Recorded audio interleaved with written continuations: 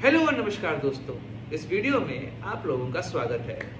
और हम general election पे लगातार आपके सामने नई नई कहानियां और मुद्दे लेकर आ रहे हैं। लेकिन वर्तमान समय में अगर मुद्दों की बात की जाए तो सबसे बड़ा मुद्दा है कि विपक्षी दलों द्वारा बनाया गया गठबंधन जिसने यूपीए का स्थान लिया INDIA, क्या वह चुनाव तक बना रह पाएगा?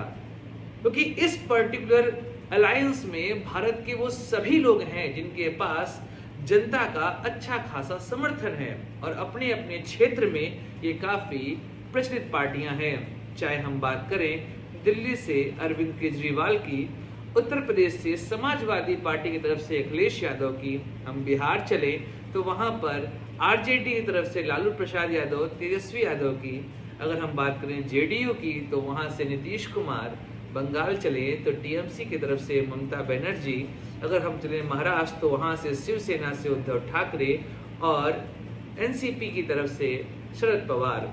वहीं पर साउथ की तरफ से भी कई सारी पार्टियां डीएमके और लेफ्ट पार्टियां जो है इसमें शामिल है और इन सब का आधार बन रही है कांग्रेस।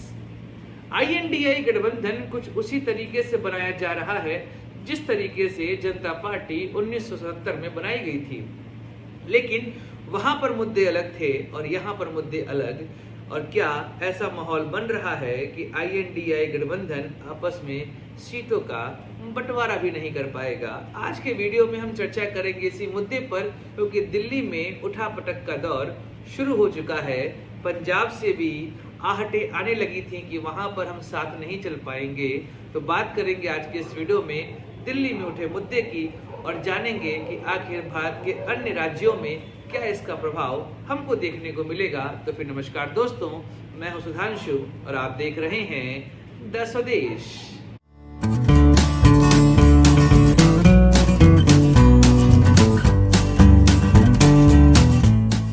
जिस समय सभी विपक्षी पार्टियां एक साथ पटना में इकट्ठा हुई थी और उन्होंने यह सोचा था कि हम एक ऐसा गठबंधन बनाएंगे जो एनडीए का मुकाबला करेगा और मोदी मैजिक को वह जवाब देगा जिस जवाब के लिए अभी तक देश में एक रिक्त स्थान बना हुआ है। लेकिन यह पार्टी जब बंगलौर पहुंचती है, यह अलायंस जब बंगलौर पहुंचता है, कि पटना में उन्होंने अपना नाम कुछ नहीं रखा था, और जब ये बंगलौर पहुंचते हैं तो वहां पर ये अपना नाम देते हैं INDIA अर्थात इंडिया। और इंडिया नाम दिया उन्होंने भारत में जिस तरीके से प्रधानमंत्री नरेंद्र मोदी अपनी सरकार चला रहे हैं उसको इन्होंने तानाशाही का दर्जा दिया और इस तानाशाही के मुकाबले इन्होंने एक लोकतांत्रिक गठबंधन बनाने का प्रयास किया। सभी 26 पार्टियां इसमें शामिल है, लेकिन बात यह है कि इनमें जो पार्टियां शामिल हैं वो आपस में ही कहीं ना कहीं क्लैश करती दिखाई दे रही हैं। मुद्दा दो प्रमुख उठ रहे हैं, एक दिल्ली के और दूसरा मुद्दा उठा पंजाब का। इसके अलावा अगर हम साउथ चलेंगे तो वहां पे केरल के बारे में भी जानेंगे और बंगाल को कैसे हम यहाँ पर छोड़ सकते हैं। उधर अजीत पवार और शरद पवार ये भी आपस में कुछ ऐसी खिचड़ी पका रहे हैं जिसके बारे में किसी को पता नहीं चल रहा। चलिए शुरुआत करते हैं दिल्ली से। तो दिल्ली से खबर आ चुकी है कि कांग्रेस के तरफ से अलका-लांबा ने ये कहा है कि 7 सीटों पर हम लड़ेंगे चुनाव।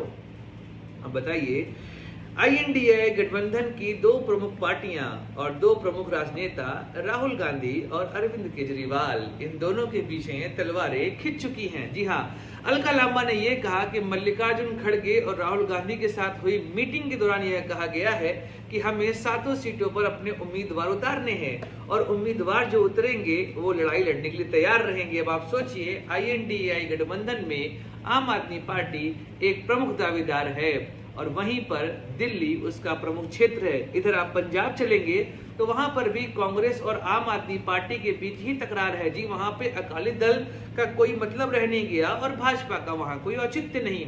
ऐसे में पंजाब का मुकाबला कांग्रेस और आम आदमी पार्टी के बीच होने वाला है। तो वहां पर भी कांग्रेस के लोगों ने यह कह दिया है कि वह आम आदमी पार्टी के साथ मिलकर तो चुनाव नहीं लड़ सकते। इधर आप देखेंगे कि पंजाब और दिल्ली का जो मुद्दा है वहां पर आम आदमी पार्टी की प्रमुख जमीन जो है वो यहीं पर है और ऐसे में अगर कांग्रेस इस जमीन को हथियाने का प्रयास करेगी तो आम आदमी पार्टी के वोट कटेंगे।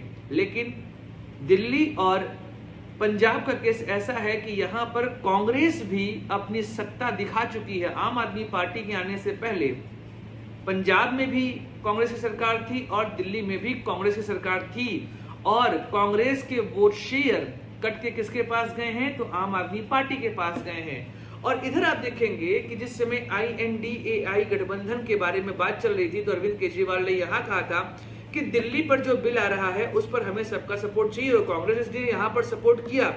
लेकिन जब बात आती है सत्ता की तो ऐसे में हर कोई चाहता है कि उसके पास अधिक से अधिक सीट रहे, तो ऐसे में मुकाबला यहां पर आके अटका कि दिल्ली में आखिर लड़ेंगे कैसे। और अगर कांग्रेस और आम आदमी पार्टी संसद के चुनाव को अलग अलग लड़ेंगे तो ऐसे में फायदा भाजपा का ही यहां पर देखने को मिल रहा है।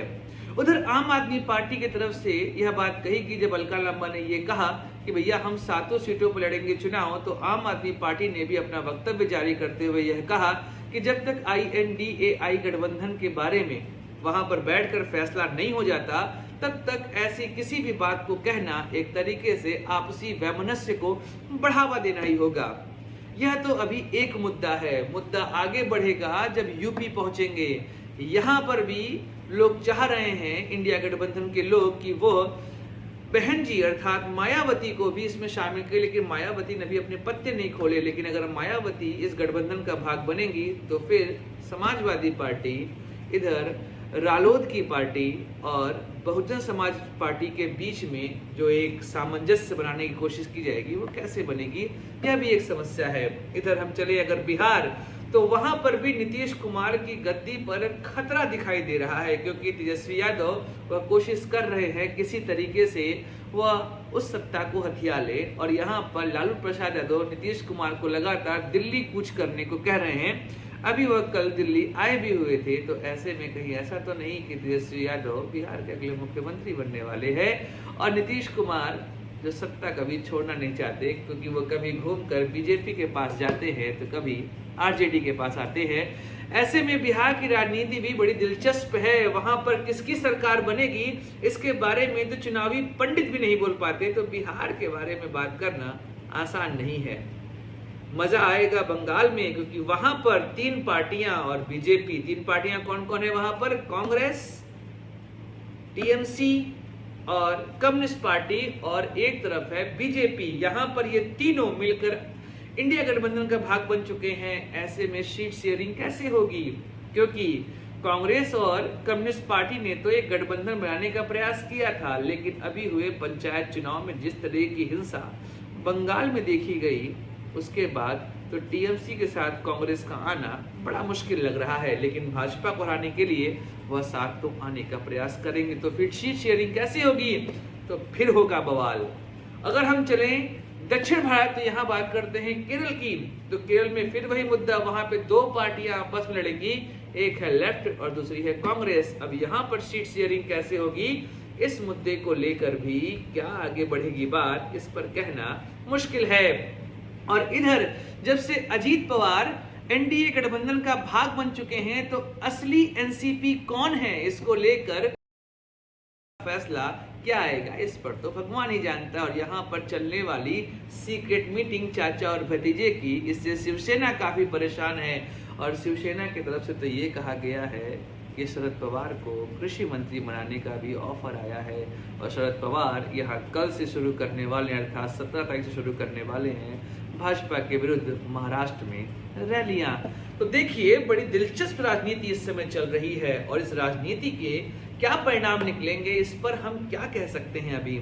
और इधर यह बात कही जा रही है कि जिस तरीके से 1977 में जनता पार्टी बनाई गई थी, लेकिन वहां पर आप ध्यान रखेंगे सारी पार्टियों का विलय हुआ था। यहाँ पे पार्टियों का विलय नहीं, अलायंस हो रहा, मतलब सबके अपने अपने एस्पिरेशंस हैं। तो ऐसे में कोई सत्ता की चाबी छोड़ना तो नहीं चाहेगा, तो हम इसकी तुलना 1977 से ना करें तो अच्छा रहेगा। ऊपर से 77 में जिस तरीके से इमरजेंसी का माहौल था, वैसा माहौल भी यहाँ पर नहीं, कि मोदी जी की लोकप्रियता तो बनी हुई है, इसको तो हम खारिज नहीं कर सकते। और 15 अगस्त को लाल किले के प्राचीर से दिए गए भाषण में उनका आत्मविश्वास यहाँ तक है कि वह कह चुके हैं कि अगले वर्ष भी मैं ही झंडा फहराऊंगा। तो ऐसे में इंडिया गठबंधन और NDA गठबंधन के बीच होने वाली लड़ाई बड़ी रोचक होगी, क्योंकि यहाँ पर कई जगहों पर बवाल होने वाले हैं। दिल्ली में बवाल उठ चुका, पंजाब में बवाल उठ चुका, बंगाल में बवाल होने वाला है, बिहार में बवाल की तैयारी चल रही है, साउथ इंडिया में खासकर केरल में वहां पर बवाल होगा, और इधर चाचा और भतीजा क्या सोच रहे हैं इसके बारे में तो इंडिया गठबंधन भी नहीं समझ पा रहा।